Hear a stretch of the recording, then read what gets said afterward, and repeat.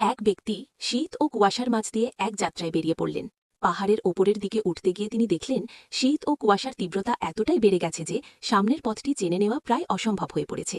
হঠাৎই তার পা পিছলে গেল এবং তিনি নিচের দিকে গড়িয়ে পড়তে শুরু করলেন। নিচে পড়ার সময় তার হাত একটি দড়ি আঁকড়ে ধরল। চরম আতঙ্কে তিনি দড়িটি শক্ত করে চেপে ধরলেন। ঘন কুয়াশার কারণে তিনি বিন্দুমাত্র আঁচ করতে পারছিলেন না যে মাটির স্তর থেকে ঠিক কতটা উঁচুতে তিনি শূন্যে ঝুলে আছেন। ভয় ও অসহায়ত্বের আতিশয্যে তিনি তার প্রভুকে ডেকে আর্তনাদ করে উঠলেন, হে আল্লাহ, আমাকে রক্ষা করো। অদৃশ্যের আড়াল থেকে একটি কণ্ঠস্বর ভেসে এলো, দড়িটি ছেড়ে দাও, তাহলেই তুমি রক্ষা পাবে। তিনি বিস্ময়ের সাথে মনে মনে ভাবলেন, এ কি করে ঈশ্বরের কণ্ঠস্বর হতে পারে? আল্লাহ কেন আমাকে দড়িটি ছেড়ে দিয়ে নিচে পড়ে যেতে বলবেন?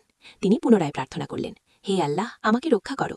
আবারও সেই একই কণ্ঠস্বর প্রতিধ্বনিত হল, দড়িটি ছেড়ে দাও, তাহলেই তুমি রক্ষা পাবে। কিন্তু তিনি সেই কথা বিশ্বাস করলেন না, বরং তিনি দড়িটি আরও শক্ত করে আঁকড়ে ধরলেন।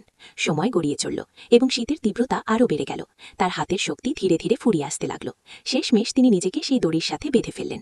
তুষারপাত ও হাড় কাঁপানো শীতের মধ্যে কাঁপতে কাঁপতে তিনি পুরো রাত্রি কাটিয়ে দিলেন এবং ঠিক সেই অবস্থাতেই তার মৃত্যু হল। পরদিন যখন একটি কাফেলা সেই এলাকা দিয়ে যাচ্ছিল, তখন তারা এক বিস্ময়কর দৃশ্য দেখে হতবাক হয়ে গেল।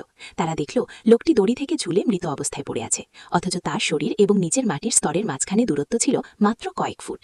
কাফেলার এক সদস্য গভীর আক্ষেপের সাথে মন্তব্য করলেন, কি বোকা ছিল লোকটা! সে যদি কেবল দড়িটি ছেড়ে দিত, তবে সে অতি সহজেই নিজেকে রক্ষা করতে পারত। কখনো কখনো চোখের সামনে কোনো পথই দৃশ্যমান মনে হয় না, তবুও মানুষকে আল্লাহর ওপরই পূর্ণ আস্থা রাখতে হয়।